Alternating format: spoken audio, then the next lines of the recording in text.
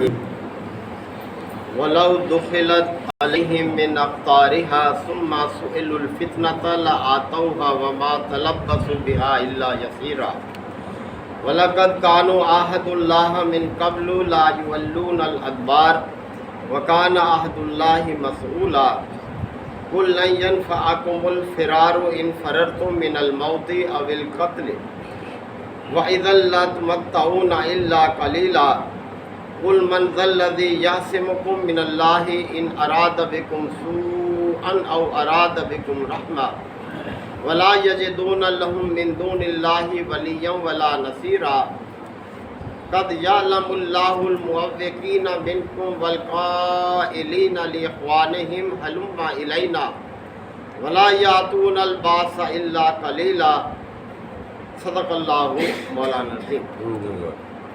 سورہ احزاب کے یہ دوسرے رکوع کی آیات ہے۔ منافقین کے حوالے سے بات کی جا رہی ہے۔ مکی دور میں تو صرف دو ہی گروہ تھے، ایک اہل ایمان کا اور دوسرا کفار کا۔ جو شخص بھی ایمان لاتا تھا وہ بہت سوچ سمجھ کر ایمان لاتا تھا، کیونکہ ایمان لانے کی پاداش میں اسے بہت مشکل حالات کا سامنا کرنا پڑتا تھا، اذیتیں دی جاتی تھیں، جسمانی اذیت بھی دی جاتی تھی۔ لیکن مدنی دور میں ایک تیسرا گروہ بھی تھا اور وہ منافقین کا تھا۔ یہ مسلمانوں سے ساتھ جب ملتے تو انہیں اپنی وفاداری جتلاتے، اور کفار کے ساتھ جب جاتے شامل ہوتے تو وہاں ان کے ساتھ اپنی وفاداری ظاہر کرتے۔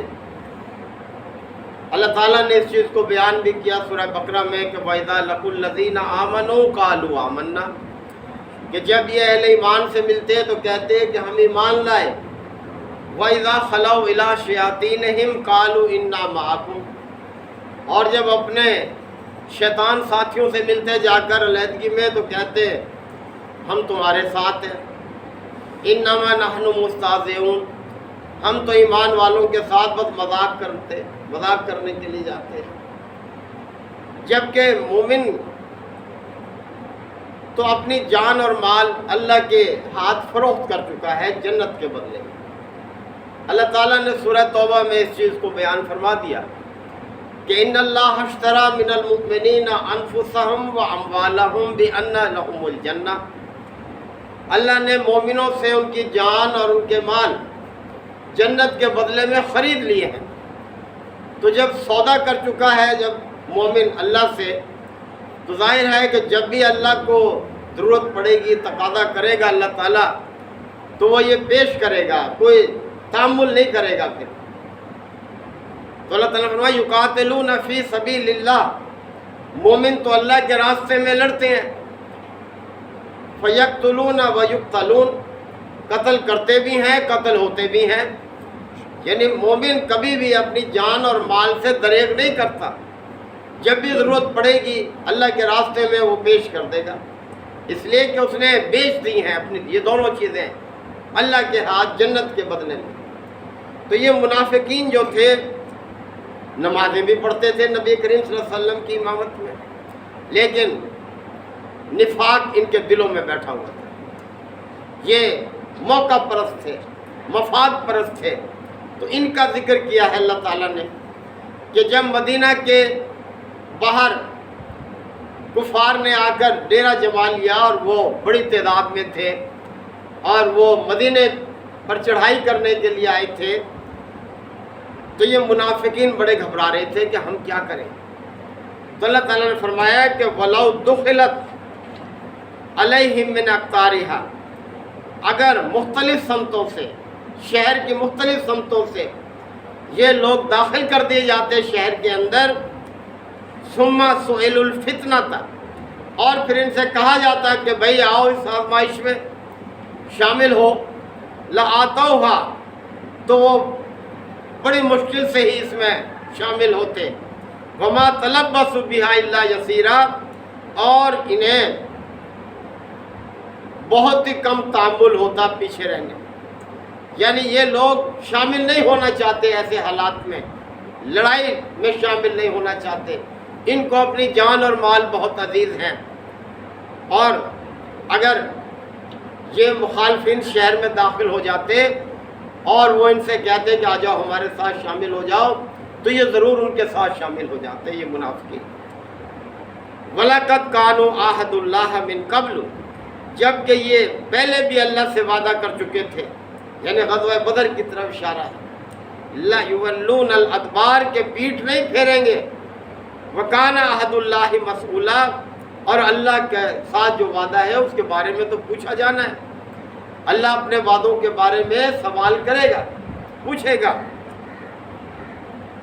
قل، اے نبی صلی اللہ علیہ وسلم ان سے کہہ دو، لَن يَنفَعُكُمُ الْفِرَارُ إِن فِرَرْتُمْ، کہ اگر تم فرار حاصل کرو گے تو تمہارا یہ فرار تمہیں کوئی فائدہ نہیں دے گا۔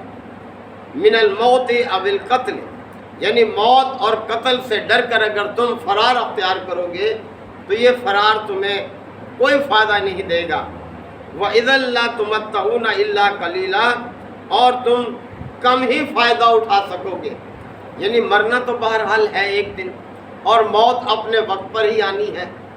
اگر تم اس موت سے ڈر کے، موت سے بچ کر بھاگو گے تو کتنا عرصہ جیو گے؟ ہمیشہ تو نہیں جی سکتے اس دنیا میں، آخر جانا تو ہے اللہ کے پاس۔ تو وہ موت تو بہت اچھی ہے جو اللہ کے راستے میں آ جائے، یعنی اللہ کی امانت ہے، اللہ کے سپرد کر دی جائے، تو اس سے بڑی اچھی موت کیا ہوگی۔ اور اسی لیے شہید کہا جاتا ہے اس شخص کو جو اللہ کے راستے میں اپنی جان قربان کر دے، یعنی وہ اپنے ایمان کی صداقت کی گواہی اپنی جان قربان کر کے دیتا ہے کہ میں اپنے ایمان میں کھڑا ہوں، اس کا وہ ثبوت دیتا ہے، تو یہ سب سے اعلیٰ موت ہے۔ قل من ذا الذی یعصمکم من اللہ، اے نبی صلی اللہ علیہ وسلم ان سے کہو کون ہے جو تمہیں اللہ سے بچا سکے؟ ان اراد بکم سوءا، اگر وہ تمہیں کسی مشکل سے دوچار کرنا چاہے، یعنی کسی بیماری میں، کسی قحط میں، کسی جنگ میں تمہیں اللہ تعالیٰ ڈال دے، تو کون ہے جو تمہیں اللہ سے بچا سکے؟ او اراد بکم رحمہ، یا اللہ اپنی رحمت سے ہمکنار کرنا چاہے کسی کو، تو کون ہے جو اللہ کو اس کام سے روک دے؟ یعنی تم کیا سوچ رکھتے ہو؟ یہ اپنی اصلاح کرو، دین میں خلوص کے ساتھ شامل ہو۔ ولا یجدون لهم من دون اللہ ولیا ولا نصیرا، اور یہ اللہ کے مقابلے میں کسی کو اپنا حامی اور مددگار نہیں پائیں گے، یعنی اللہ ہی حقیقت میں سب سے بڑھ کر حامی اور مددگار ہے، اس سے بڑھ کر کوئی نہیں ہے۔ قد یعلم اللہ المعوقین منکم، اللہ نے جان لیا ہے تم کو جو رکاوٹ ڈالنے والے ہیں، یعنی اللہ کے راستے میں جو رکاوٹ بننے والے ہیں ان کو اللہ نے خوب جان لیا ہے۔ والقائلین لاخوانہم، اور جو اپنے بھائیوں سے یہ کہتے ہیں، یعنی منافقین اپنے دوسرے ساتھیوں سے کہتے تھے کہ ہلم الینا، ہمارے ساتھ آ جاؤ۔ ان مومنوں کے ساتھ کیا رکھا ہے؟ جان خطرے میں ہے، اور کس طرح سے دیکھیں پڑے ہوئے ہیں، 25 دن سے زیادہ ہو گئے تھے اس محاصرے کو جو مخالفین نے کیا ہوا تھا، سردی کا موسم تھا، تو گھر سے باہر رہنا یہ تو خالص اہل ایمان کا کام، وہ قربانی دیتے ہیں۔ اور آپ نے دیکھا پچھلی آیات میں کہ جب چلے گئے یہ لشکر اور آپ صلی اللہ علیہ وسلم مدینہ واپس لوٹے تو ابھی سامان کھولا نہیں تھا کہ جبرائیل علیہ السلام تشریف لے آئے، اور انہوں نے کہا کہ نہیں ابھی دوسری ایک اور مہم پر چلو، یعنی بنو قریظہ جو تھا یہود قبیلہ، وہ منافقت پر اتر آیا تھا، اس کی خبر لو جا کر۔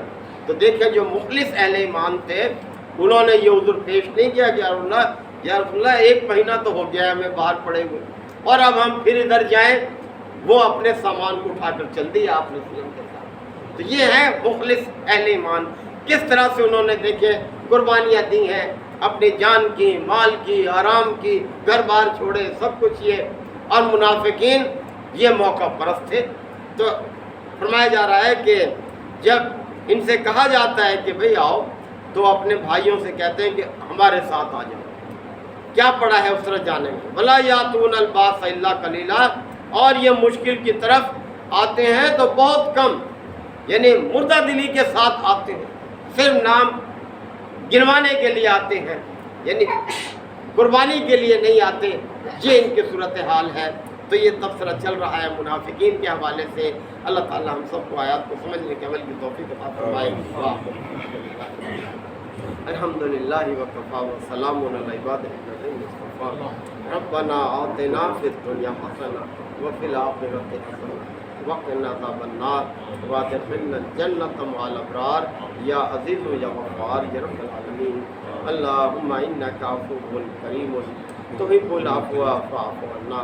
اللہم من احییتہ منا فاحیہ علی الاسلام ومن توفیتہ منا وتوفہ علی الایمان یا شافی الامراض اشف مرضانا ومرضى المسلمین یا قاضی الحاجات اقض حاجاتنا وحاجات المسلمین۔ اللہم اعز الاسلام والمسلمین۔ ربنا تقبل منا انک انت السمیع العلیم وتب علینا انک انت التواب الرحیم۔